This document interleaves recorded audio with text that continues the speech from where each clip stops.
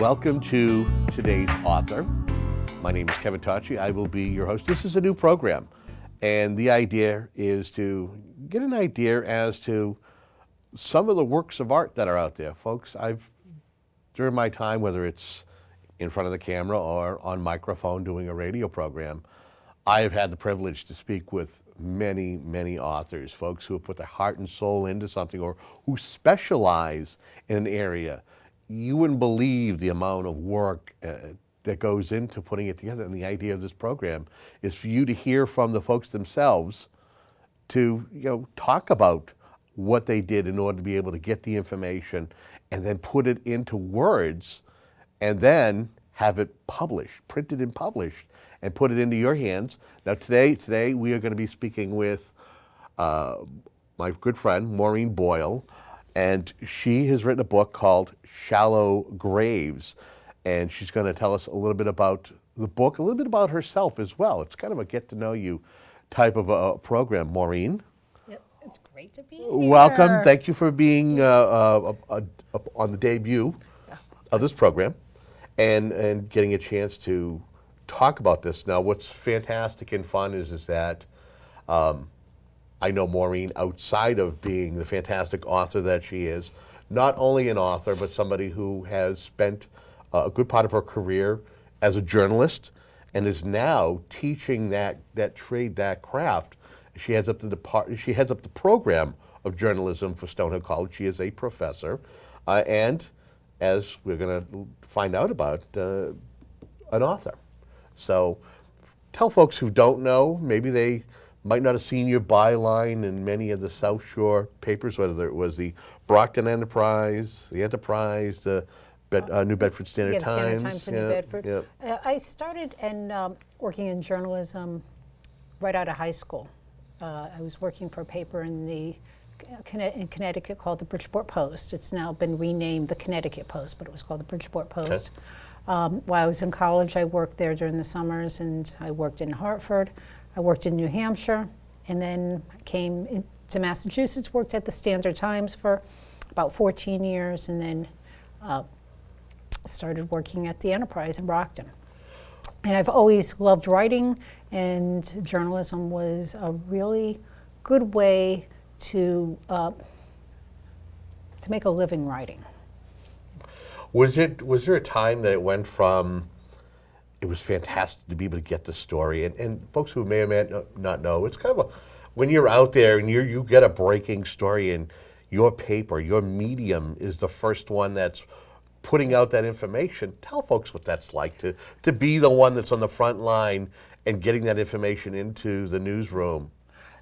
Journalism, I think, is the best job you could ever have because you are learning something new every single day. What you're writing can change people's lives. You can make a difference in a community, particularly in local journalism.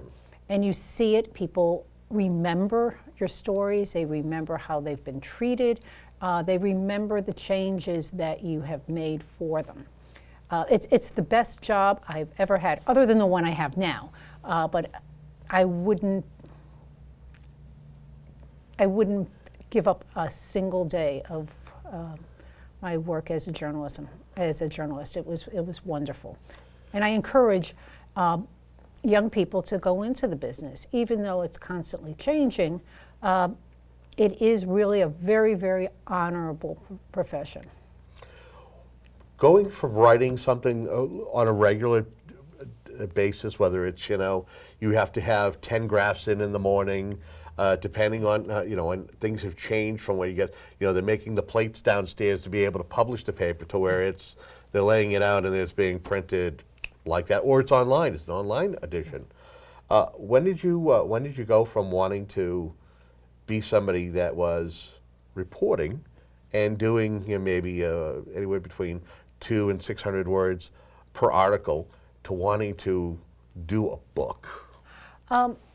When I first started covering this case, and for those of your viewers who aren't familiar with it, Shallow Graves tells the story of a serial killer who was preying on women in the New Bedford area. It's a true story. Happened in 1988. where when 11 women went missing, 9 of them were later found dead, 2 of them are still missing. I was a reporter at the Standard Times covering that story, and it went on for a number of years. And I had always wanted to do a book on the case, but it never seemed to be the right time. I kept on waiting for it to be resolved. Kept on waiting for an ending, for there to be someone caught. And now it's coming on 30 years, and that hasn't happened. And this really was the time to write the book. And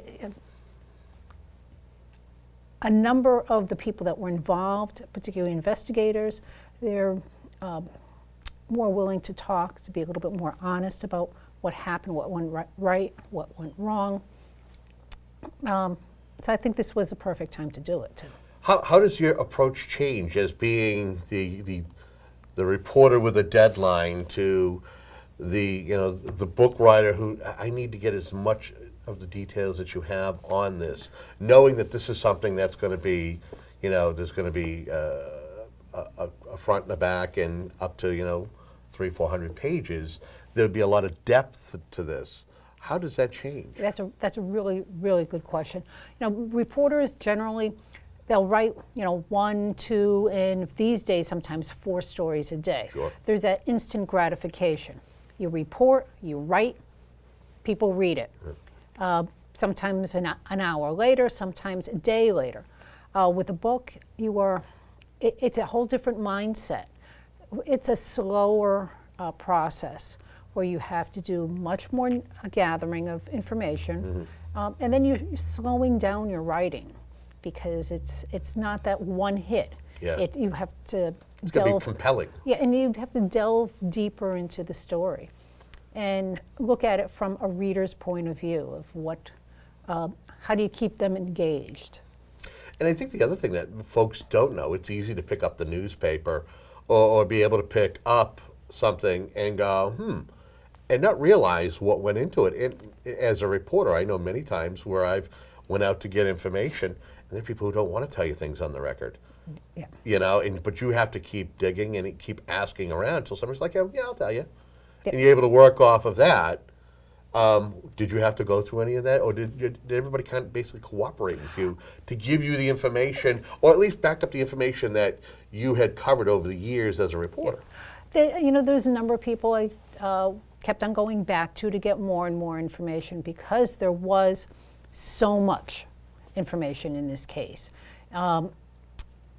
Overall, people were very, very cooperative. I mean, there were some people who were not, and that's a prerogative.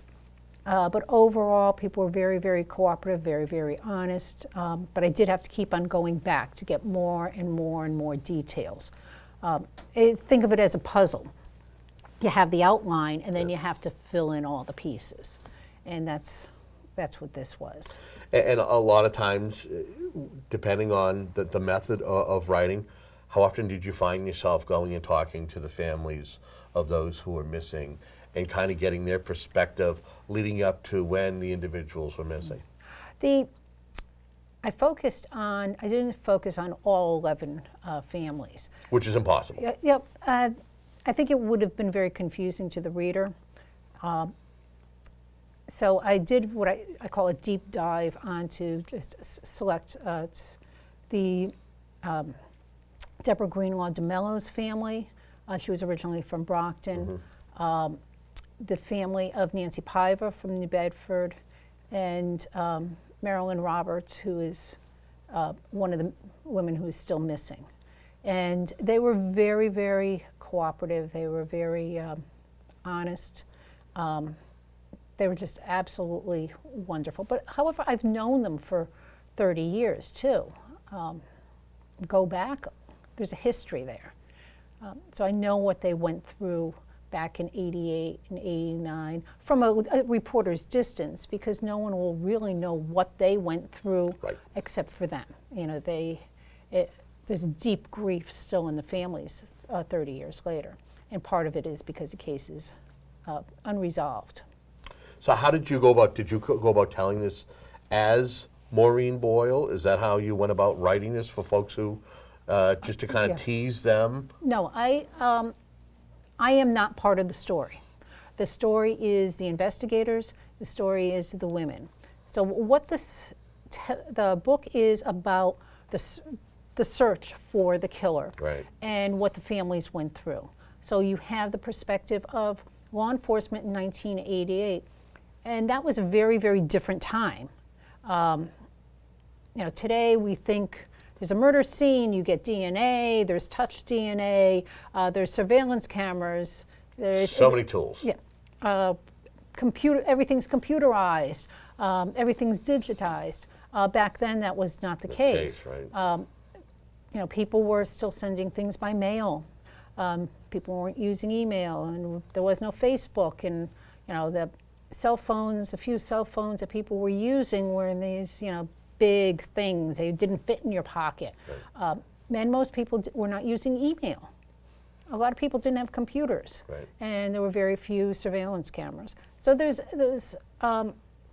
what readers will see in this book is also see it through a historic perspective, that it was a completely different time, and that may be why it wasn't solved. Who are some of the key law enforcement officials that you're able to highlight throughout the book, and that were the ones that were reoccurring when it came time to when a body was found or when they were out there researching? During a murder case, state police generally take the lead, and they work with a local department Right. where the murder takes place. And in this case, two state troopers, they were then troopers at the time, Maureen Boyle and Josie Gonzalez, they wound up taking the lead in this case. So I interviewed the two of them extensively, and a number of other troopers and New Bedford detectives who were also working the case. So what's the, So part of the book, Marion and Josie are the central characters through here, along with a few other investigators, but the investigation is through them. well, you mentioned the word character. Yeah. And there is actually one particular person, I believe he's an attorney.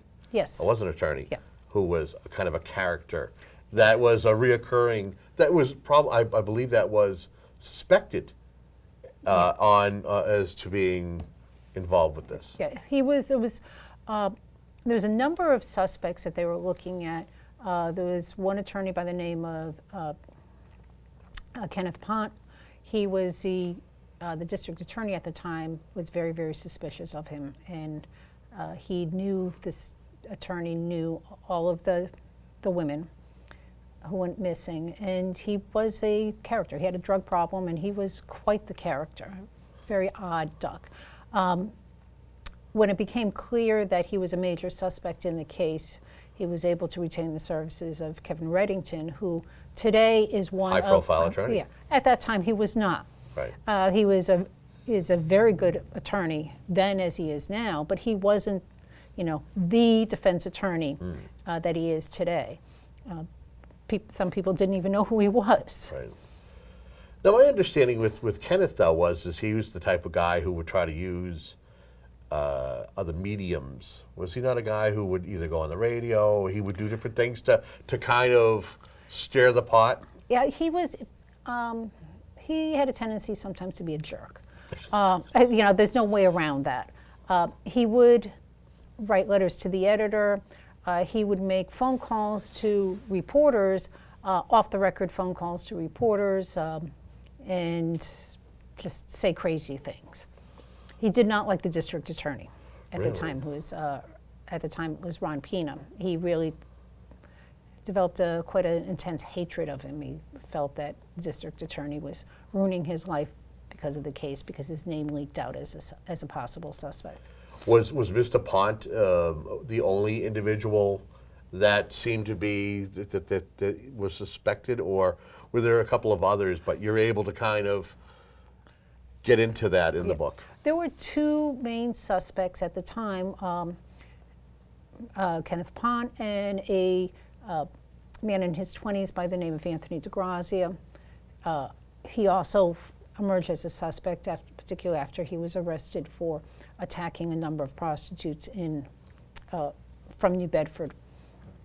But there were a few others who did not quite gain the same media attention, but the law enforcement still looked at it.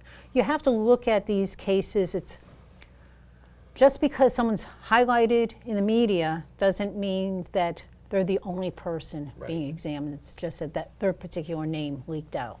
But there were about, at one point, more than a dozen suspects in the case. Wow. Wow. And at what point was it realized that there were a lot of similarities? And are you able to kind of highlight that in the book, that these were the similarities that we were seeing with how the bodies were found and the manner that they were killed? Yeah, they figured that out pretty quickly by the time they found the third body. Actually, the second body, it was very, very suspicious. That was found weeks after the first body was found in Freetown. The second body was found on 195 in Dartmouth. So they were already seeing similarities then, and then a New Bedford detective started noticing a number of women missing who had a similar physical characteristics. And he approached the district attorney's office, and then things all came together. Probably by October of '88 is when everything really seemed to come together. And then a third body was found, and then a fourth body, and... I mean, was there ever a thought, and again, you mentioned it at the start of the program, was you kind of waited and waited, and the whole idea was is hopefully they would have, convicted somebody, tried and true, the appeals would have come and gone, and it would have been... I have an ending. You'd have an ending. Yes. But with this, it's as though you have to, it's like a built-in cliffhanger. Yeah, but you know what? Sometimes things in life are not neat. And in this case, Very true. This isn't neat. And, people have to stop thinking that everything gets resolved. And maybe it not being resolved right now is part of the story. Why isn't it resolved? What is the killer still out there? Is he dead? Is he still killing? Right. But for the families and for the investigators, this case is still very, very much alive. It is still part of their lives. And it will be until it's resolved, I think. What's your understanding as to, where things stand with it? Are they using today's technology at this point to see if anything matches up? They have, over the years, very quietly, after the district attorney who initially handled the case, he wound up being defeated. And there's been a succession of other district attorneys since then. And they have, as the technology has changed, they have sent different things out for testing, hoping something comes back that will be helpful. But they've done it very, very quietly. They've done tests, sent things to the FBI, they've sent it to private labs, they sent it to the state police lab. And because this is an open case, they don't say, oh, this is what we found, because they don't want to, if the killer's still out there, obviously they don't want to tip off the killer of what they have. Talk to me about how many versions did you have to go through before you had it finished? Because I would think that this thing was a little bit thicker, and there was a point in time you'd have different people reading and go, yeah, you might want to kind of take this out or take that out, or maybe you might want to add this. I had a very good editor at University Press of New England. That's a publisher of the book, and he steered me, on approaches and what might work, some other areas during the first draft that was handed in. But I had one other person do a rough read of the very beginning, but other than that, it's been the editor at the publisher. So it was not that much longer. I had a lot more information, but it was information that really would send the reader down rabbit holes, and it doesn't get you anywhere. How important was it to have somebody who kind of gave you a direction and guidance? Because I don't hear that all that often. Anytime that I have talked with authors, a lot of times it's trial and error. And having other folks to bounce things off of, or let them read the manuscript and go, You know, there's line editors who will go line by line. You know, that's a whole different situation. Yep. A really good editor can step back, look at the project and say, this doesn't work, or why don't you try this approach here, and looking at it as a whole project rather than sentence by sentence. So that's important. do a compare and contrast. Again, talking about being someone who, is a journalist, somebody who teaches journalism. You've dealt with editors. Yes. It's nothing new to you. Kind of do a compare and contrast to, the day-to-day editor that you're dealing with to somebody who, it's helping you to complete a project of this magnitude. I've been blessed over the years having some very good editors that I've worked with. And I've had some that have, maybe not so much. But overall, they've been very, very good in terms of direction and catching mistakes and spelling error. The whole range. For a book, it is a whole different animal. It's a completely different animal because you do have more time, but you also, it's a lot more work, and there is less instant gratification. So you really have to force yourself to sit and write.